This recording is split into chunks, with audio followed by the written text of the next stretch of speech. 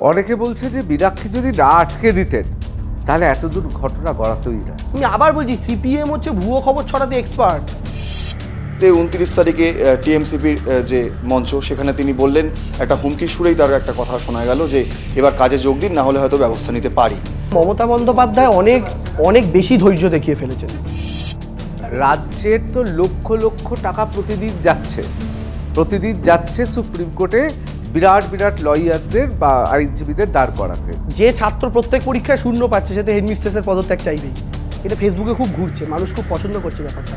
Junior ডাক্তাররা চাইছে যা আলোচনা হবে গোটা বাংলা দেখুক, গোটা দেশ দেখুক। আমরা উল্টো দিক থেকে বলছি দাবি এক দফা এক, নিজেদের দিকে তাকিয়ে দেখ। আমি বিশ্বাস করি এই সবাই যদি একজন মমতা বন্দ্যোপাধ্যায় থাকতো তাহলে বোধহয় সন্দেশখালীর পরই সরকারটা চলে যেত। সিপিএম এর টাইমে যদি মমতা বন্দ্যোপাধ্যায়ের মতো একজন মুখ্যমন্ত্রী থাকতো তাহলে সিঙ্গুর নন্দীগ্রামটা হতো না। কিন্তু কোথাও মনে হচ্ছে না যে এই গোটা ঘটনায় সরকার পুরো লেজে গবরে হয়ে গেছে। 14 তারিখ রাতে পুলিশের অ্যাকশন নিতে না পারা ভুল, সন্দীপকে 5 ঘন্টার মধ্যে ট্রান্সফার করাটা ভুল, এবং এরকম এক দুটো ভুল হয়েছে। এবং আপনি বলছেন যে সন্দীপ ঘোষের প্রচণ্ড প্রভাবশালী সন্দীপ ঘোষ, তার পিছনে অনেক আমলার হাত আছে, তাহলে বিরূপাক্ষ বিশ্বাস, অভিক দে এরা এত প্রভাবশালী হলো কি করে? এদের পেছনে কোন আমলার হাত আছে? সব মানুষ তো সমাজসেবা করতে আসে না, কিছু মানুষ ধান্দায় আসে, কিছু মানুষ নিজের আখের গোছাতে আসে। আমরা তো বিরোধী নেত্রী মমতা বন্দ্যোপাধ্যায়কে দেখেছি, আমি তার সঙ্গে কারোর তুলনা করব না বা তুলনা করাটা সমীচীন হবে না, কিন্তু অনেকে কিন্তু দেখতে পাচ্ছে একজন বিরোধী নেত্রী হিসেবে মীনাক্ষী উঠে আসছেন। আমি এখনকার সিপিএম এর মধ্যে মীনাক্ষী আর প্রতিকুর রহমান বাদ দিয়ে বাকি কমিউনিস্ট সুলভ যুবনেতা আর কাউকে দেখি না। যত ধর্ষণ হোক, যত খুন হোক, যত অরাজকতা থাকুক, তাও ক্ষমতায় আসবে। 2021-এ 215টা সিট পেয়েছে, 2026-এ আমাদের কাউন্টিং 216 থেকে স্টার্ট হবে। কোথায় গিয়ে থামবে বলতে পারছি না, রেকর্ড করে রেখে দিন, চ্যালেঞ্জ রইল। এই তৃণমূল কংগ্রেসের আমলে এই আর্যিকর শিক্ষা থেকে শুরু করে, চিকিৎসা থেকে শুরু করে, কয়লা থেকে শুরু করে, গরু থেকে শুরু করে সব জায়গায় এত দুর্নীতি। আমার এই ভিডিওটা ইউটিউবে থাকবে, আমি সাধারণ মানুষ যারাই দেখছেন আমার তাদের কাছে একটাই করজোরে অনুরোধ, আপনারা দয়া করে আবার 1 বছর পরে ঘুরে এসে এই ভিডিওটা দেখবেন। Gauri Devi Institute of Medical Sciences and Hospital, GT Road, Rajpath, Durgapur. Best place to study. For contact us, call 7797662222, 9775696237. Sanjay রায়কে শাসক দলেরই তো ঘনিষ্ঠ। দলের না, আমাদের দলের সাথে তো তার কোনো যোগাযোগ। কি করে সে অনেকে বলেন যে গাস্টাপো অর্থাৎ জার্মানির রাষ্ট্রীয় বাহিনীর যে গাস্টাপো ছিল, সিভিক ভলেন্টিয়াররা অনেক ক্ষেত্রে বলা হয় যে তৃণমূল ঘনিষ্ঠ না হলে তারা চাকরিই পাবে না।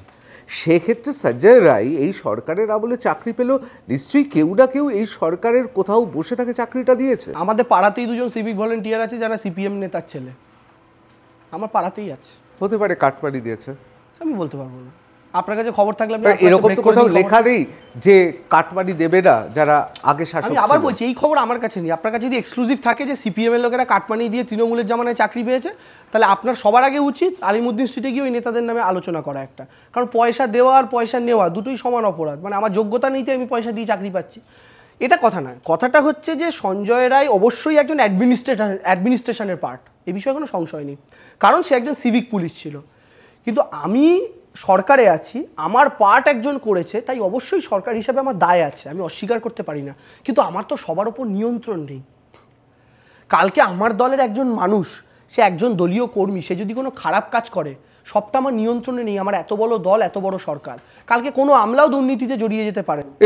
এটা বাস্তবিক, আবার এ বিষয়ে কিছু বলার নেই। কিন্তু এটাও ঠিক কথা, সিভিক ভলেন্টিয়ার হিসেবে তিনি যে সুযোগ ভোগ করতেন, যেভাবে অবাধে আর্জি করে যাতায়াত তার ছিল, যেভাবে নাম্বার প্লেট দেওয়া গাড়ি, এটা আপনি বলবেন।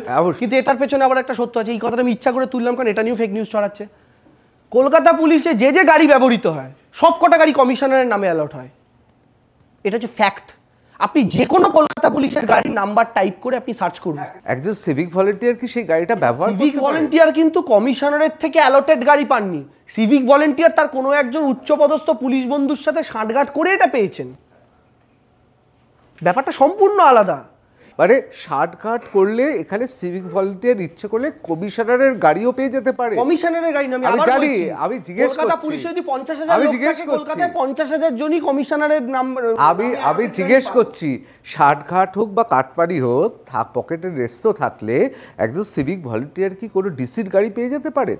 এক্ষেত্রে আমি ডিসির গাড়ি পেয়েছেন কিনা বলতে পারবো না, তবে কোনো পুলিশের সাথে তো তার সক্ষতা ছিল, এবং আমরা এরকম বহু ক্ষেত্রে জানি যেখানে সক্ষতার কারণে মানুষ অনেক অবৈধ সুযোগ সুবিধা নিয়ে থাকেন। এটা হয়, এই যে রাস্তায় বাইক নিয়ে যাচ্ছে, হেলমেট নেই, 2000 টাকা ফাইন, 500 টাকা দিয়ে ম্যানেজ করে নিল, পুলিশটাও দুষ্ট, আর যে 500 টাকা দিয়ে করাপশনটা বাড়ালো সেও দুষ্ট।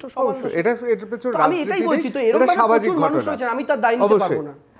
কোথাও কি মনে হচ্ছে জুনিয়র ডাক্তারদের ক্ষেত্রে মমতা বন্দ্যোপাধ্যায়, যেহেতু এটা একেবারে অনেক বেশি ধৈর্য দেখিয়ে ফেলেছে, দুপক্ষকে বুঝতে পারছে না, অনেক বেশি ধৈর্য দেখিয়ে ফেলেছে। কিন্তু লাইভ স্ট্রিমিং করলে অসুবিধা কি ছিল? অসুবিধাটা এখানেই, আপনি গ্যারান্টি দিতে পারবেন ওই 34 জন ডাক্তারের মধ্যে একজনও তিলোত্তমার আসল নামটা লাইভ মিটিংয়ে ভুলবশত উচ্চারণ করে ফেলবেন না?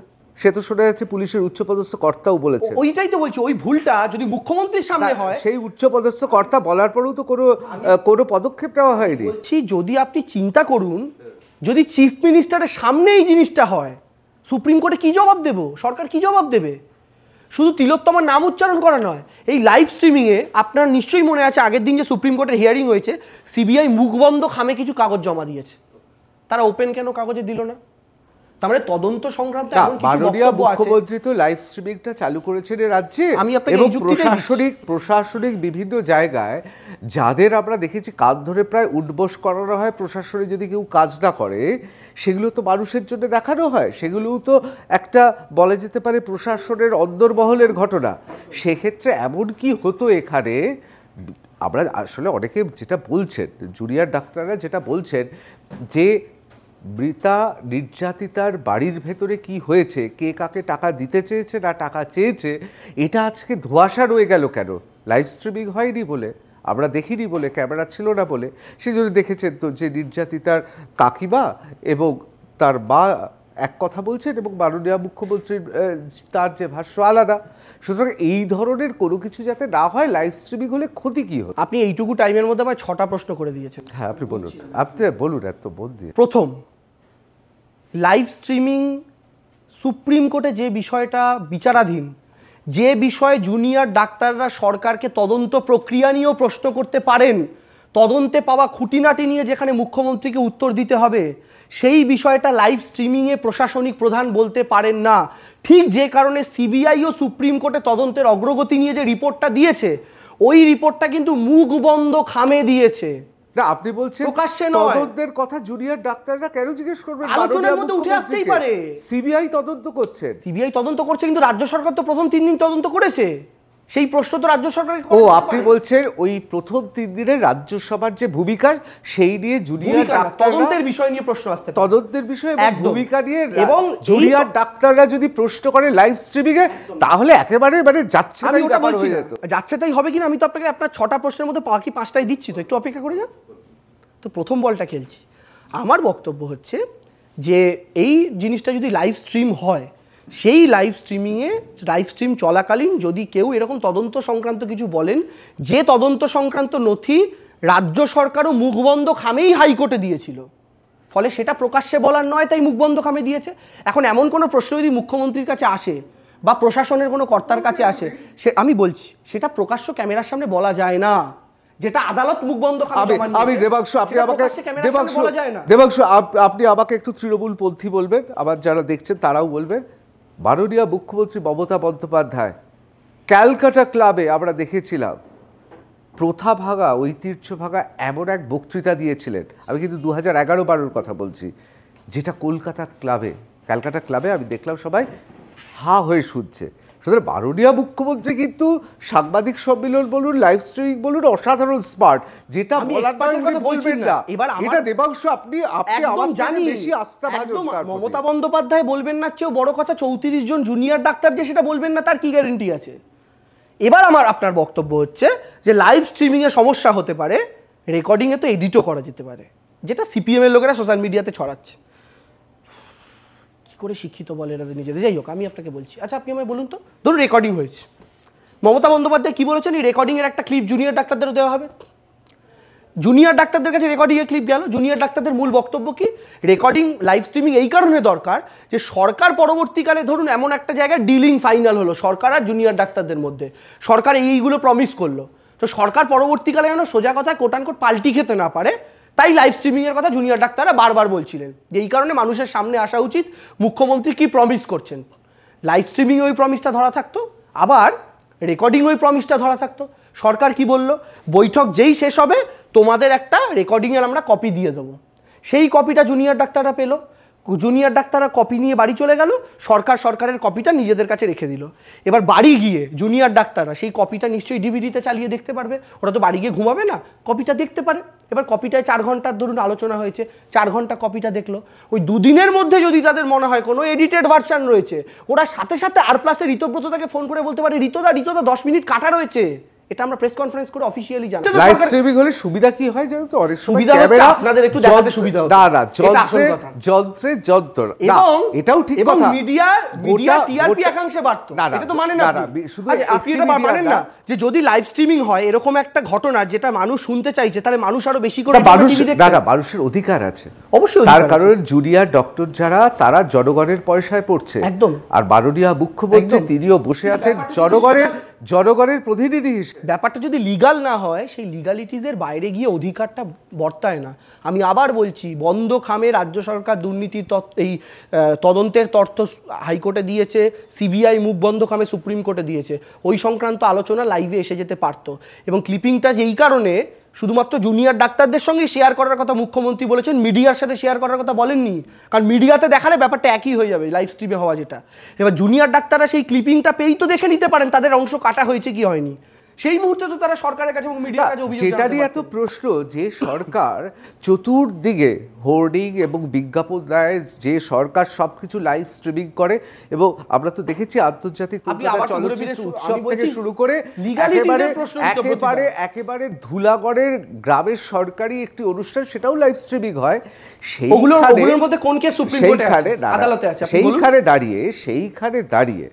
সেইখানে দাঁড়িয়ে আজকে লাইভ স্ট্রিমিং করতে চাইছে না পশ্চিমবঙ্গ সরকার। এটা কি হয়ে যাচ্ছে বলুন তো, বিড়াল বলছে মাছ খাবো না। আমি আবার বলছি, সুপ্রিম কোর্টের এবং সুপ্রিম কোর্টের একজন সিনিয়র লয়ার যিনি কোনোভাবে পলিটিক্সের সাথে যুক্ত নন, তিনি রাজ্য সরকারের পাশে এসে বলেছেন হ্যাঁ স্টেট গভর্নমেন্ট এটা করতে পারে না। রাজ্যের তো লক্ষ লক্ষ টাকা প্রতিদিন যাচ্ছে সুপ্রিম কোর্টে বিরাট লয়ারদের বা আইনজীবীদের দাঁড় করাতে। আপনার মনে হয় যে সুপ্রিম কোর্টে এই লাইভ স্ট্রিমিংয়ের জন্য বিরাট ঝামেলায় পড়তো? অবশ্যই, যেখানে চিফ মিনিস্টার স্বয়ং বসে আছেন, দায়টা তার উপরে এসে পড়তো যে মুখ্যমন্ত্রী থাকাকালীন তদন্ত প্রক্রিয়া নিয়ে আলোচনা কেন হলো, যে কারণে এই কথাটা আপনিও শুনেছেন আমিও শুনেছি, সাবজুডিস ম্যাটার নিয়ে ডিসকাশন করতে নিই, এটাতে আগেও আলোচনা এসেছিল বহুবার, এই শব্দটা তো আমরা প্রথমবার শুনছি তা নয়। আমার কথা হচ্ছে আপনি এমন আমাকে বলুন লাইভ স্ট্রিমিং হলে যেটা হবে, রেকর্ডিংয়ে সেটা হবে না, কোন জিনিসটা হবে না? কিন্তু জুনিয়র ডাক্তাররা চাইছে যা আলোচনা হবে গোটা বাংলা দেখুক, গোটা দেশ দেখুক। কিন্তু জুনিয়র ডাক্তাররা চাইলেই তো হবে না। সুপ্রিম কোর্টে রাজ্য সরকার তো যেচে ও ইনভাইট করতে পারবে না নিজেদের অসম্মান, নিজেদের অপমান। কোথাও কি মনে হচ্ছে এই যে জেন জেড বা যুবা যাদের বলা হয় প্রজন্ম, মানে একটা আলাদা পৃথক প্রজন্ম, এখানেই দরকার ছিল অভিষেক বন্দ্যোপাধ্যায়ের ব্যাটিং করা, এবং আশ্চর্যজনকভাবে তিনি নীরব। অভিষেক বন্দ্যোপাধ্যায় যদি দলের দায়িত্ব, মানে দলটা এই মুহূর্তে একদম সামনে থেকে এসে ফ্রন্ট থেকে করতে, দলে তো বোধহয় প্রশ্ন উঠছে এটা বারবার, যে বিরোধীরা বলছে, কিন্তু দলের মধ্যেও তো প্রশ্ন উঠছে যে অভিষেক বন্দ্যোপাধ্যায়, মানে আমার খুব আশ্চর্য লাগে যে তৃণমূল কংগ্রেসের অনেক নেতাই প্রকাশ্যে বলে দিলীপ ঘোষ ভারতীয় জনতা পার্টির রাজ্য সভাপতি যখন ছিলেন লোকটা কাজ করেছেন, সে তার মর্যাদা পায়নি। আবার এই সবাই দাঁড়িয়ে আমি দেখছি বিরোধীদের অনেকেই তারা বলছেন মাননীয় মুখ্যমন্ত্রী পদত্যাগ করুন, কিন্তু কেউ একবারও বলছে না যে অভিষেক বন্দ্যোপাধ্যায় যেন ক্ষমতায় না আসে। কি আশ্চর্য না? না দেখুন, আমি আজকে মাংস খাবো না এটা বলার মানে তো এটা নয় আমার প্রত্যেকবার উল্লেখ করতে হবে আমি মাছ খেতে চাইছি, সে নয় তো। তো স্বাভাবিকভাবে ওরা এটা বলছেন, এখন ওরা তো এখন ছোটোবেলায় আমরা যেমন করেছিলাম ভাব সম্প্রসারণ, কারণ বিরোধীরা একটা স্লোগান দিচ্ছে দাবি 1 দফা 1 মুখ্যমন্ত্রীর পদত্যাগ, আবার দাবি 1 দফা 1 আমরা উল্টো দিক থেকে বলছি দাবি 1 দফা 1 নিজেদের দিকে তাকিয়ে দেখ, একটু ভালো করে নিজেদের দিকে তাকিয়ে দেখ। কি তাকিয়ে দেখ? আছে জুনিয়র ডাক্তারদের আন্দোলন, যে টাইমে আমরা মেনলি তো গোটা রাজ্য জুড়ে একটা ক্রাইসিস তৈরি হয়েছে, ওই কারণে আমি বলছি এই দুটো বিষয় নিয়ে সবচেয়ে বেশি লাফাচ্ছে যে দুটো রাজনৈতিক দল, বিজেপি এবং সিপিএম। এই আরজি করে জুনিয়র ডাক্তারদের আন্দোলন 1983 সাল জ্যোতি বসু পুলিশ দিয়ে পিটিয়ে তুলেছিলেন, এবং যখন মুখ্যমন্ত্রীর সাথে এরা দেখা করতে গেছিল তখন জ্যোতি বসু সামনাসামনি বলেছিলেন ওদের কোনো দাবি শোনেননি, বলে তোমরা এসছো খুব ভালো হয়েছে, কাজ শুরু করো, নালে যা অ্যাকশন নেওয়ার আমি নেবো, ওইটুকু বলে মুখ্যমন্ত্রী চলে গেছিলেন 2 মিনিট কথা বলে। আর এখানে মমতা বন্দ্যোপাধ্যায় 2 ঘন্টা করে 3 দিন 6 ঘন্টা ওয়েট করেছেন। এই হয় যায়, তার কারণ কি সেই সময় রাজনৈতিক স্বৈরাচারী একটা তো যদি হয়ে থাকে, এটা একটা রাজনৈতিক স্বৈরাচারীর প্রদর্শন, এই বিষয়ে কোনো দ্বিমত জ্যোতি বসু নেই। তো পিটিয়ে তুলেছিলেন, আমি তো বলছি সেই সিপিএম বাবেরা রাগ করবে, কিন্তু ব্যাপারটা কি ছিল তখন তো আরজি করে কোটি কোটি টাকার নয় ছয় হয়নি, কাটমানি ছিল না, কাটমানি খেয়ে নিলেই না হয়নি। 2001 সালেও একটা আত্মহত্যা হয়েছে, আত্মহত্যা হয়েছে, 2003 সালেও একটা আত্মহত্যা হয়েছে বামেদের জমানায়, এবং ওই আরজি করেই হয়েছে। এবং অনেকে বলেন আমি আরো একটা বলে দিচ্ছি, আমি বলছি আরো একটা ঘটনা ঘটেছে, কিন্তু এই যে এত কয়েক কোটি টাকার এই যে কাটমানি মাসে মাসে, যেটা ডক্টর সন্দীপ ঘোষের দুর্নীতির কারণেই কেন্দ্রীয় এজেন্সি ধরলো, এবং রাজ্য সরকারও এই বিষয়ে যখন ক্ষমতা থেকে সরে গেছে ডক্টর সন্দীপ ঘোষ, তাকে কিন্তু এই বিষয়ে একটা সিটও গঠন করেছে। সুতরাং আমি রাজ্য সরকারও তখন বুঝে গেছে যে এ আর থাকবে না, এবার সবাই মিলে যা হয় আর কি, হাতি পাকে পড়লে সবাই যখন বাড়ে, ঠিক সেই রকমভাবে এই দুর্নীতিগুলো না থাকলে আমার মনে হয় এখনও সরকার এইভাবেই খেলতে পারতো, এইভাবেই বলতে পারতো। না, আমি মনে করি না আমাদের সরকার কখনো লাঠি চালানোর পন্থায় বিশ্বাসী, গুলি চালানোর পন্থায় বিশ্বাসী। এই কারণে আমরা 13 বছর ক্ষমতায় আছি, পশ্চিমবঙ্গে একটাও পুলিশের গুলিতে গণহত্যা ঘটেনি। পশ্চিমবঙ্গে পুলিশের গুলিতে গণহত্যা হয়ে যাচ্ছে, কর্মীকে মেরে দেওয়া হচ্ছে ইত্যাদি, এরকম ঘটনা ঘটে না। পুলিশ লাঠিও চালানো, এই গোটা ঘটনাতে আপনি যদি দেখেন, একমাত্র লাঠি চলেছে কিন্তু 27শে আগস্ট বিজেপির যে নবান্ন অভিযান সেখানেই, মানে বকলমে ছাত্র সমাজ নাম দিয়ে, তার কারণ ওখান থেকে ভায়োলেন্স এসেছিলো, লাঠি ছোড়া হয়েছিল এই কারণে। বাকি এই যে রাত দখল হচ্ছে দিনের পর দিন, যেখানে সাধারণ মানুষ ইনভলভ, সাধারণ মানুষ এসছে, মানুষ প্রতিবাদ করছে, বিদ্রোহ করছে, রোজ রাত্রিবেলা মোড়ের পর মোড় মানুষ দখল করছেন, বসে থাকছেন, জ্যাম হচ্ছে, এই হচ্ছে, পুলিশ কিন্তু কোথাও হার্শ অ্যাকশন নেয়নি, এবং পুলিশ নেবেও না। আমি আবার বলছি এটা বাংলা, উত্তরপ্রদেশ নয়। ওই যে খেলা হবে স্লোগানটা লিখেছিলাম, তার মধ্যে আমার একটা খুব প্রিয় স্তবক ছিল যে আমার মাটি সইবে না, ইউপি বিহার হইবে না, বাংলা আমার বাংলার হবে, বন্ধু এবার খেলা হবে। আমার বাংলা কিন্তু বাংলাই আছে, এই যে ইউপি হবে না বলছি, 2 বছর আগে ইউপিতে জুনিয়র ডাক্তারদের আন্দোলন চলছিল, যোগী আদিত্যনাথ এসমা জারি করে দিয়েছিলেন, এমার্জেন্সি সার্ভিস অ্যাক্ট, এবং এসমা জারি করে প্রত্যেকটা জুনিয়র ডাক্তারের বিরুদ্ধে অ্যাকশন নিয়েছে। তাহলে বামেরা 1983 সালে পিটিয়ে তুলেছিল, আর বিজেপির যোগী আদিত্যনাথ এসমা জারি করেছিল। এই সরকার না এসমা জারি করেছে না পিটিয়েছে, এই কারণেই মমতা বন্দ্যোপাধ্যায়। কিন্তু কোথাও মনে হচ্ছে না যে এই গোটা ঘটনায় সরকার পুরো ল্যাজে গবরে হয়ে গেছে? না, আমি কোথাও মনে করছি না ল্যাজে গোবরে হয়ে গেছে, বলতে একটা পারসেপশন তৈরি করার চেষ্টা হচ্ছে যে আমি আবার বলছি কয়েকটা আমাদেরই ভুল। সন্দীপ ঘোষকে আমি আবার বলছি 5 ঘন্টার মধ্যে দেওয়া, সে কোনো আধিকারিকও যদি করে থাকে ওটা আমাদের বিপক্ষে গেছে। তখনও পাওয়ারে ছিল বস, তখনও পাওয়ারে ছিল ডক্টর সন্দীপ ঘোষ, একদম, আমি ওটাই বলছি। তো ফলে আমার বলতে দ্বিধা নেই যে তাকে ওই 5 ঘন্টার মধ্যে ট্রান্সফার আর এই পাওয়ারটা কিন্তু এই সরকারই দিয়েছিল, একটা অপটিক্সে গন্ডগোল হয়েছে, এই সরকারই কিন্তু এই ক্ষমতাটা দিয়েছিল। কোনো সরকার কাউকে, আমি আবার বলছি সন্দীপ ঘোষের পাওয়ারের মূল জায়গা হচ্ছে স্বাস্থ্য ভবনের কিছু কর্তার সাথে সুসম্পর্ক, সবটা পলিটিক্যাল জায়গা থেকে হয় না। স্বাস্থ্য ভবনের সেই সব কর্তারা তাকেই চমকাবে যার আরো ওপর দিকে তার একটা বলে যেতে পারে ব্যক্তিগত সম্পর্কের খাতিরে বহু জায়গায় দেখেছি। আমাদের বহু ছেলে ছিল যে হেড স্যারের সাথে ভালো সম্পর্ক রাখতো, যেন প্র্যাকটিক্যালে বেশি নাম্বার পায়, প্রচুর ছেলে ছিল। শিক্ষামন্ত্রী তো দেয়নি নাম্বার। তা বলছে সরকারি হেড স্যার বা হেড মিস্ট্রেসের সঙ্গে সম্পর্ক ছিল? আমি হেড স্যার বলছি, আমি স্বাস্থ্য ভবনের কর্তাদের কথা বলছি। সরি, এটা আবার সাংবাদিকতা, এটা আমি যদি হেড মিস্ট্রেসের কথা বলতে, দেখুন হেড মিস্ট্রেসের এখন ফেসবুকে খুব সুন্দর একটা জিনিস ঘুরছে, আমার বেশ ভালো লাগলো, যে ছাত্র প্রত্যেক পরীক্ষায় 0 পাচ্ছে সে তো হেড মিস্ট্রেসের পদত্যাগ চাইবেই। এটা ফেসবুকে খুব ঘুরছে, মানুষ খুব পছন্দ করছে ব্যাপারটা। দেখুন আমাদের বাংলায় কিছু ছাত্র আছে। দেবাংশু, এটা কখনো ভেবেছিলে 14ই আগস্ট থেকে আজ অবধি তৃণমূল কংগ্রেস গত 1 দশকের বেশি সময় ধরে এত বিরোধিতা দেখেনি? রাস্তায় রাস্তায় মানুষ নামছে, প্রতিদিন নতুন আন্দোলনের মুখ তৈরি হচ্ছে। সাধারণ মানুষ সরকারের এগেইনস্টে, সবকটাই সাধারণ মানুষ, কটা সাধারণ মানুষ সরকারের এগেইনস্টে নামছে। না এই আন্দোলনটার কথা বলছি। হ্যাঁ, আন্দোলন, আমি আবার বলছি এই আন্দোলনটা, এবং সেইখানে দাঁড়িয়ে তৃণমূল কংগ্রেসের এই দাপটের যুগে, মমতা যুগ চলছে, এই যুগে বাড়িতে বসে আপনাদের দেখতে হচ্ছে যে এক অভিনব আন্দোলন, মানে এগুলো সিপিএম, তৃণমূল, বিজেপি, এই কংগ্রেস, এই বস্তা পচা আন্দোলন নয়। স্লোগান থেকে দেখেছেন আপনি তো, মানে দেখুন আপনি তো আর তৃণমূল, বিজেপি, সিপিএমের আর 5টা লোকের মতো নয়, আমি আপনাকে আলাদাভাবে দেখি। কেন কি কারণ আপনার মধ্যে একটা ইনোভেশন আছে, আপনি তো আর বস্তা পচার নেতা না বা নেতা নয়। কিন্তু দেখেছেন আন্দোলন কীরকম আন্দোলন।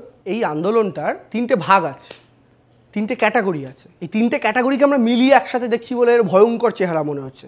3টে ক্যাটাগরি, একটা হচ্ছে সাধারণ মানুষের আন্দোলন, একটা হচ্ছে ডাক্তারদের আন্দোলন, আর একটা হচ্ছে পলিটিক্যাল পার্টির আন্দোলন। এই যে সাধারণ মানুষের আন্দোলন, এই আন্দোলনের একমাত্র স্লোগান হচ্ছে উই ওয়ান্ট জাস্টিস, বা আমাদের সবার একটাই স্বর, জাস্টিস ফর আরজি কর। ডাক্তারদের যে স্লোগান, সেই আন্দোলনের স্লোগানও জাস্টিস ফর আরজি কর আর জাস্টিস ফর ডক্টরস। কিন্তু পলিটিক্যাল পার্টির স্লোগানের মধ্যে দাবি এক, দফা এক, মুখ্যমন্ত্রীর পদত্যাগ। এই এক হয়েছে বাঙাল ঘটি, ভয় পেয়েছে হাওয়াই চটি। এটা কোনো প্রকৃত ঘটি বাঙালের দেওয়া নয়। ওই ইস্টবেঙ্গল মোহনবাগানের জার্সি পরে বিজেপি সিপিএম লড়ি করে যে লোকগুলোকে পাঠিয়েছিল তারা এই স্লোগানটা দিয়েছে, লিখে দিতে পারি আপনাকে। কোনো সাধারণ মানুষ না, ওদের প্রত্যেকের মুখ দেখে যান আপনি। যদি সত্যি সত্যি বাঙাল ঘটিরা রাস্তায় নামে, তাহলে ওইটুকু মোড়ের ওইটুকু রাস্তা জুড়ে জ্যাম হয় না, পাতায় 5,000 লোক হয় না। সত্যি সত্যি পশ্চিমবঙ্গের বাঙাল ঘটিরা যদি রাস্তায় নামতো তাহলে 50 লক্ষ লোক হতো রাস্তায়, 5,000 লোক হতো না। সাধারণ মানুষের স্লোগান নয় তো, গায়ে লাগবে কেন?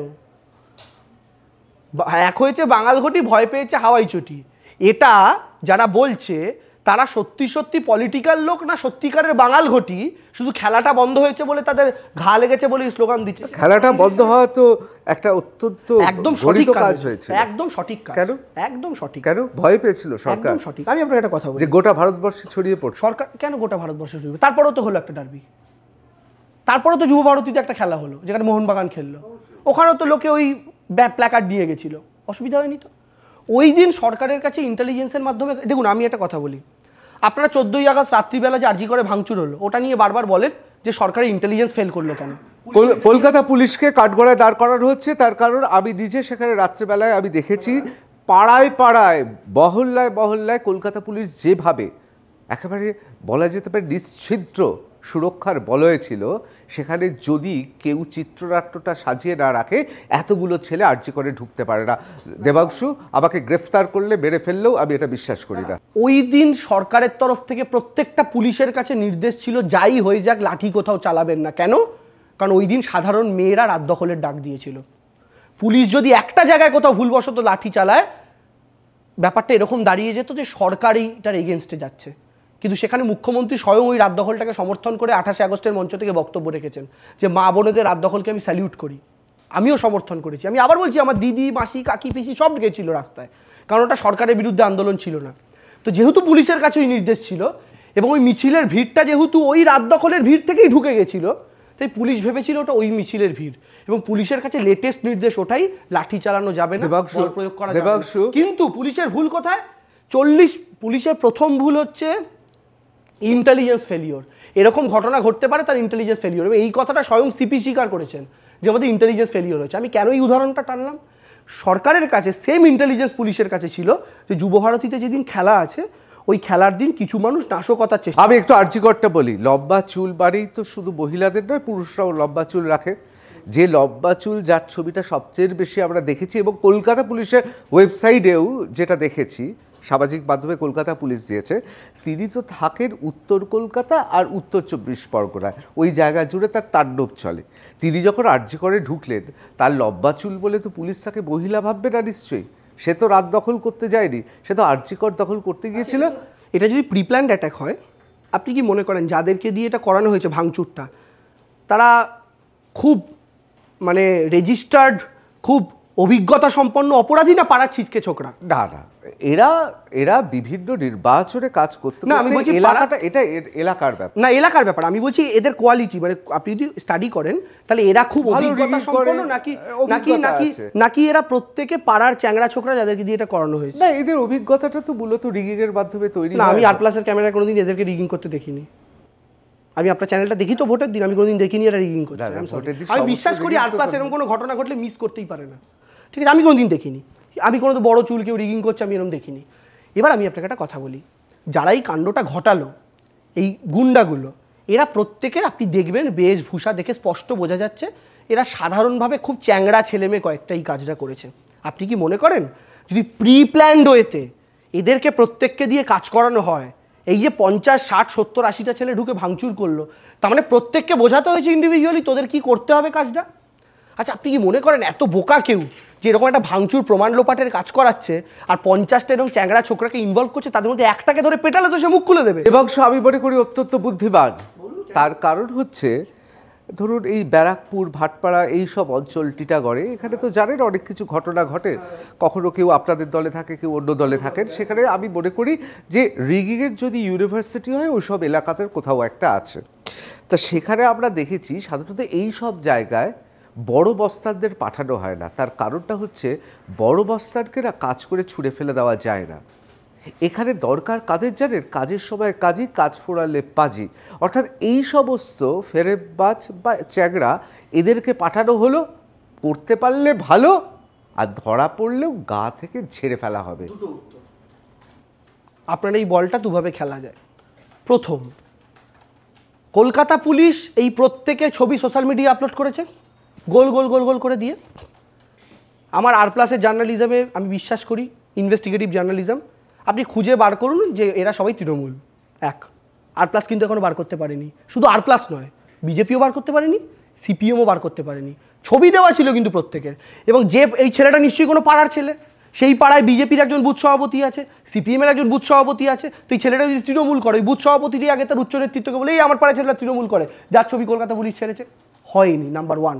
আর নাম্বার 2, CBI কেন এই ছেলেগুলোকে যারা কলকাতা পুলিশের হাতে রয়েছে তাদেরকে ডেকে এখনো জিজ্ঞাসাবাদ করেনি যে ভাই তোমাদের কি প্রমাণ লোপাট করতে পাঠানো হয়েছিল? কেন জিজ্ঞাসাবাদ করেনি এখনো পর্যন্ত?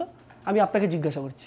কারণ CBIও জানে এই ঘটনাটা একটা অ্যাক্সিডেন্টাল কেস, এটা কোনো প্রি প্ল্যান্ড ঘটনা নয়। এবং এই যে ভিড়টা ঢুকেছে, সেই ভিড়ের মধ্যে উল্টে আমরা ফুটেজে দেখেছি DYFI এর পতাকা নিয়ে ঢুকেছে। কেন? কারণ ওই RG-কর চত্বরে রাত দখলের রাতে গোটা পশ্চিমবঙ্গে একটাই পলিটিক্যাল পার্টির প্রোগ্রাম হচ্ছিল। সব জায়গায় সাধারণ মানুষের প্রোগ্রাম ছিল, একমাত্র একটা জায়গাতেই পলিটিক্যাল পার্টির প্রোগ্রাম হচ্ছিল, সেটা ছিল CPM-এর। মীনাক্ষী ফেসবুকে পোস্ট করে ডাক দিয়েছিল 14 তারিখ রাতে আমরা RG-করের মোড়ে বসবো। এবং সেই মীনাক্ষী যে DYFI এর নেত্রী, তার DYFI এর পতাকা নিয়ে ব্যারিকেড ভাঙতে ভাঙতে একদল ভিড় ভেতরে ঢুকে গেল। আমি এটা বলবো যে আমরাও ছবিগুলো দেখিয়ে সবাইকে বার করতে পারিনি ওরা CPM করে, CPMও বার করতে পারেনি ওরা তৃণমূল করে। তাহলে তৃণমূল যাদেরকে দিয়ে রিগিং করায় তারা তৃণমূলই নয় আপনি বলতে চাইছেন? আমি বলছি এই যুক্তিগুলো দিয়ে আমি আবার বলছি কতগুলো ঘটনা পরপর ভুল হয়েছে। আর যে কথাটা থেকে মেনলি আমি এক্সাম্পল এলাম, মানুষ তো এটা দেখতে দেখতে ভাবে দেবাংশুরা স্কিপ করে চলে গেল, বোধহয় উত্তর নেই। আমি আপনাকে বলছি যুবভারতীতে কেন খেলাটা হলো না। পুলিশের কাছে আপনার ইন্টেলিজেন্সের রিপোর্ট ছিল নাশকতার চেষ্টা হতে পারে, এবং যে নাশকতার চেষ্টার রিপোর্ট অনুযায়ী 4 জন অ্যারেস্টও হয়েছে, পেট্রোল বোমা সহ, বোম সহ, বন্দুক সহ অ্যারেস্ট হয়েছে তারপরের দিন। এবার ধরুন পুলিশ অ্যালাউ করে দিল ওরম একটা ক্লোজড এরিয়া, 60,000 লোক বসে একসাথে খেলা দেখছে, এবং সেখানে না। এবার আপনি বলবেন যে কোনো ম্যাচে নাশকতার চেষ্টা হয়নি, এটাতেই হলো। কেন এটাতে হলো? কারণ নাশকতা যারা করেন তারাও সবসময় প্রতিবাদীদের আড়ালে থেকে করার চেষ্টা করেন, ঠিক যে ঘটনাটা বাংলাদেশে ঘটেছে। আপনি বিশ্বাস করেন যে ছাত্র সমাজ এত বড় একটা কোটার বিরুদ্ধে দাবিতে আন্দোলন করলো, সেই ছাত্র সমাজ প্রধানমন্ত্রীর অন্তর্বাস নিয়ে পতাকার মতো নাড়াতে নাড়াতে বেরোতে পারে না? এই যারা করেছে আর এরা যারা করেছে তারা আলাদা এলিমেন্ট। এই এলিমেন্টগুলো কারা? যারা এই ভিড়ের মধ্যে মিশেছিল।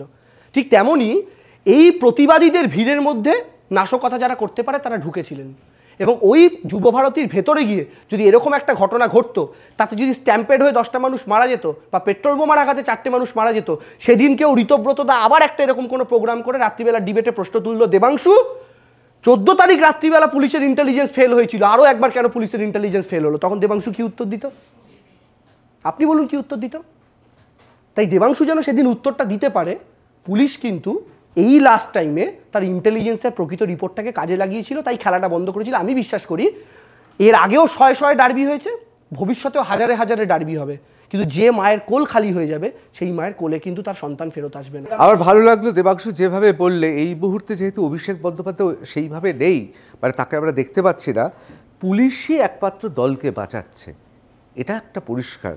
মানে পুলিশ না থাকলে এই মুহূর্তে তৃণমূল কিন্তু বিপাকে পড়ে যাচ্ছে। তৃণমূল কংগ্রেসের আমি আপনাকে বলছি জেলায় জেলায় মানে অভিষেক বন্দ্যোপাধ্যায়ের অনুপস্থিতিতে পুলিশের ভূমিকা কিন্তু ক্রমশ উজ্জ্বল থেকে উজ্জ্বলতর হচ্ছে, অন্তত তৃণমূল কংগ্রেসের সরকারকে বাঁচানোর জন্য।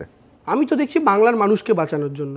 এই যে দুর্গাপুজো হবে কদিন পর, আমার দিদি আমার বোন হোল নাইট ঠাকুর দেখতে বেরোবে, আমি নিশ্চিন্তে যদি সেই রাতে নাও বেরোই, আমি নিশ্চিন্তে ঘুমাবো, কারণ আমি জানি কলকাতা পুলিশ আছে।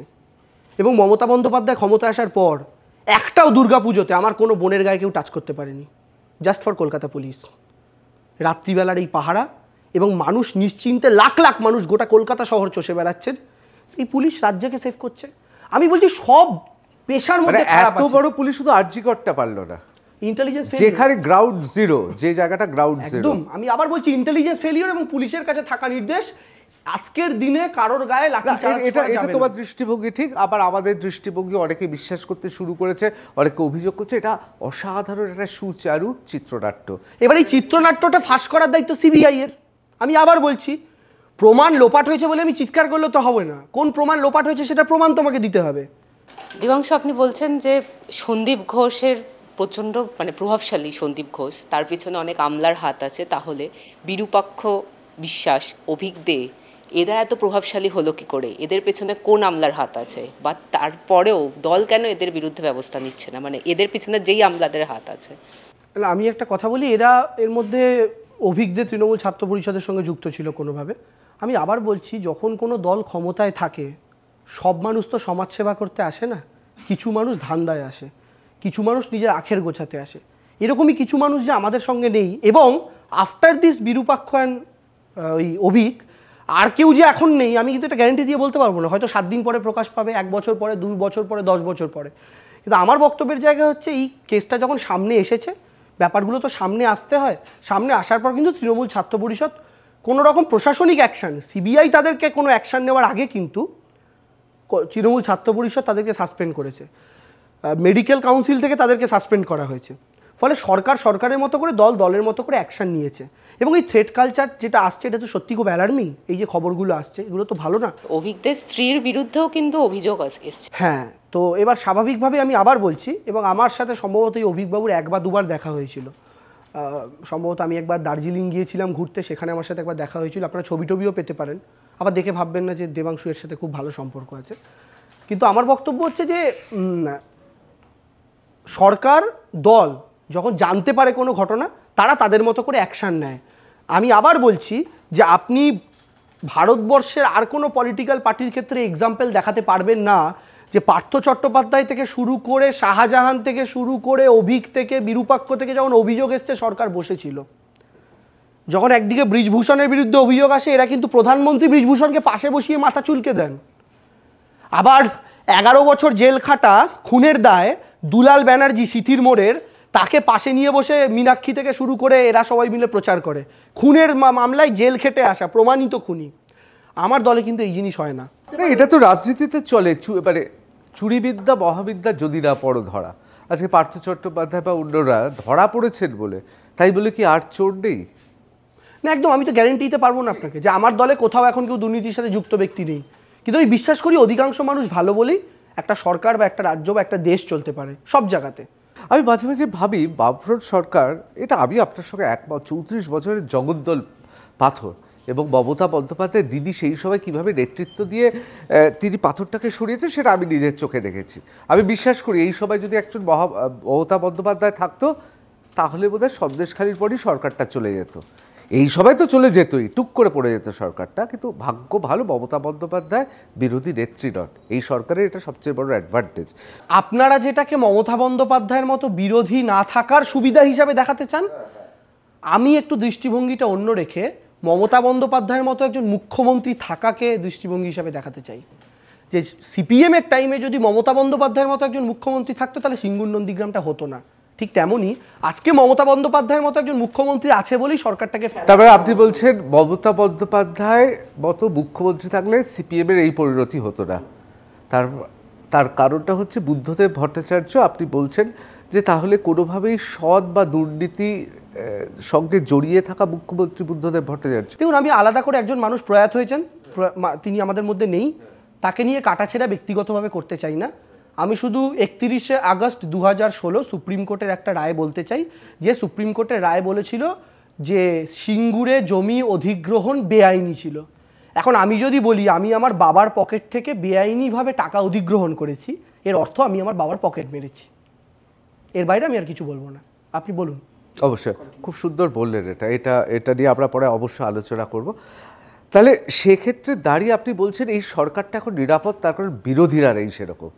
বিরোধীরা নেই বলে নয়, বিরোধী আছে তো, বিরাক্ষী। বিজেপির মতো স্ট্রং। আচ্ছা, বিরাক্ষীকে দেখলে আপনার, বিরাক্ষীকে মুখার্জিকে দেখলে আপনার অনুশোচনা হয় না যে এই সময় আপনি যদি বিরোধী থাকতেন কি করতেন বলুন তো? আমি এখনকার সিপিএম এর মধ্যে মীনাক্ষী আর প্রতিকুর রহমান বাদ দিয়ে বাকি কমিউনিস্ট সুলভ যুবনেতা আর কাউকে দেখি না।